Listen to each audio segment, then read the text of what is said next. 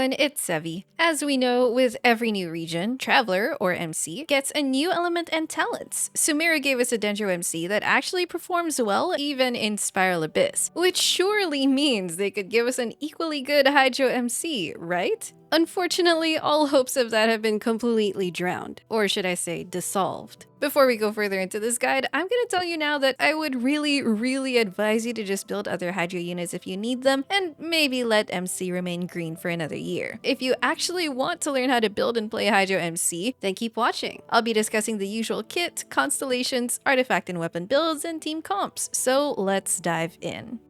Alright, what can Hydro MC actually do? Their main function would be their Hydro application, so let's start with their elemental skill. Using their press skill launches a torrent surge that deals Hydro damage, applies Hydro, and generates 3 to 4 Hydro particles with a 10-second cooldown. This isn't much for a one-time use of the skill, so you really want to use the hold version instead. Holding it locks Hydro MC in place, and after a charge up time, they start going pew pew and rapidly firing dewdrops to deal Hydro damage, then finish with a torrent surge hit, all of which lasts for 6 seconds. It ends early if you let go of the skill button, and this will still fire the torrent surge hit. What we particularly want to note is how frequently it can apply Hydro to an enemy, more technically known as ICD, as that's part of how good their Hydro app is. This hold skill has a special ICD where it can apply Hydro at every 1.7 seconds to an enemy, and can potentially result in up to 4 instances of Hydro application on an enemy in its entire 6-second duration. If you're up against a single target, that's still not much for Hydro application, especially with a 6-second duration limit. Fortunately, it gets a bit more use in multi-target scenarios since ICD is counted per enemy, so Hydro MC can distribute their dewdrop hits to multiple enemies for more total Hydro application. One example where this can be useful is in a Bloom team, where you can hit different enemies repeatedly to generate more Dendro cores. This Pew Pew skill also has the Suffusion ability wherein if Hydro MC has more than 50% HP, the dewdrop damage will increase based on their max HP, but Hydro MC will lose 4% of their max HP every second. Like Linny and Lynette's HP draining mechanics, this is part of the new HP-related synergies Fontaine is setting up. From the A4 passive, the final torrent surge hit of the hold skill will deal bonus damage equal to 45% of how much HP was consumed during suffusion. From the A1 passive, up to 4 droplets are generated from their hold skill, which can be picked up for healing, but note that only the MC can pick this up to possibly regain their lost health. You'd have to decide if it's worth the effort to pick them up, or if it's just more efficient to start cycling through your team's rotation to kill the enemy sooner. MC's skill also deals Numa Hydro damage, which helps inflict special effects on Usia-aligned enemies. So, Traveler's skill giving you a third-person shooter simulator is novel for a Genshin character, I suppose, but there is one big concern when using their hold skill: getting interrupted. Hydro MC gains some resistance to interruption while in aiming mode, but they're not totally immune. If Hydro MC gets interrupted by strong enough enemy attacks while shooting, it will completely halt their potential Hydro application, which is obviously bad. Also, the hold skill will only generate the particles if the torrent surge final hit strikes an enemy. Getting interrupted prevents that final hit from taking place, which means no particles if that happens. This would be less of a concern if Hydro MC's skill had a longer range to stay out of the enemy's way, but the easiest way to avoid these problems is by having a shielder teammate, though that means dedicating a slot to one. Hydro MC's 4th constellation also lets them innately create a shield, which can certainly help, but it's gonna be a while before we can get there. Moving on, Hydro MC's burst might have the shortest burst description I've ever seen. It releases a Hydro ball that moves forward and deals Hydro damage to enemies that it passes. The ball lasts on field for 4 seconds with a 20-second cooldown and 80 energy cost, so Hydro MC will really want those particles if you expect to burst every rotation. One big issue with this wet ball is that it doesn't stop moving under any circumstance. It deals damage every 0.5 seconds, but since the ball keeps moving, it will likely hit an enemy only a handful of times at most as it passes by. In short, it's not really a reliable source of off-field Hydro application. With that said, the only talent you really want to level up is the skill. The burst damage is not worth the resources, and the normal attack level should also be left alone.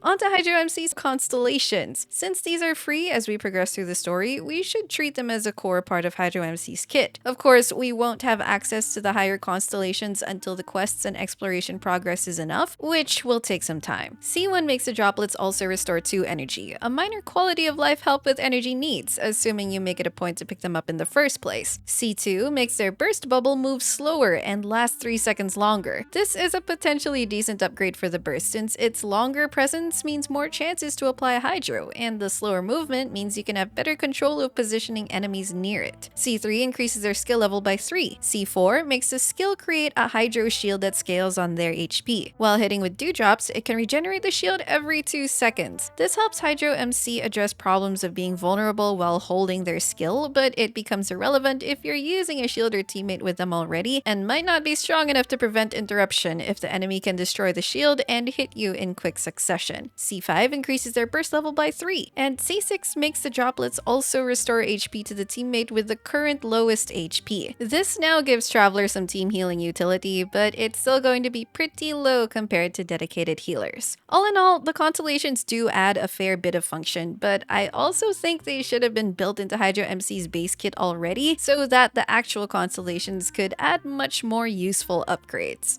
Next, how can we build Hydro MC to be a bit better? If you've gotten this far, then you must be really dedicated, but anyway, let's look at their possible stat and set recommendations. For their standard build, you want either attack or energy recharge on their sands, depending if you're aiming to burst every rotation or just every other rotation, a Hydro damage goblet, and a crit circlet. Or if you just mainly want the Hydro application and don't really care about damage, you can just put whatever stats according to your preference. It's the same for substats, where you want attack, crit, and ER as needed. Although Hydro Traveler has some HP scaling from their Suffusion, it contributes way less than building attack, so there's no need to prioritize getting HP stats unless you want the thicker shield at C4, I guess. Alternatively, in a Bloom or Nilou Bloom team, you may want a more EM-focused build for maximum Bloom damage, as Hydro MC is expected to generate cores with their skill. Then for their sets, you have several options depending on their role. With support-focused artifacts, you can go for the 4-piece Noblesse to give your entire team an attack bonus upon bursting, making it a good support set for team-wide damage, though it means you should build Traveler with enough ER to burst every rotation. Another is the 4-piece Deepwood Memories. Even if they're Hydro now, they can still make use of this by shredding the enemy's Dendro resistance if they're used in a Dendro-based team and no one else is holding this. Then other units can focus on using artifacts that better improve their damage or utilities. For Hydro damage focused builds, you can go for the 4-piece Marechaussee Hunter, 4-piece Golden Troop, or 2-piece combos of Hydro damage, Golden Troop, and attack sets. Substat quality matters a lot, so just use whichever good pieces you have to spare, but manage your expectations since Hydro Traveler's kit isn't really made to deal lots of damage. And for a full EM build in a Nilou Bloom team, it's the usual contenders of Flowers of Paradise Lost, Gilded Dreams, or 2-piece EM combos, or the Deepwood set if there's no one else equipped with it.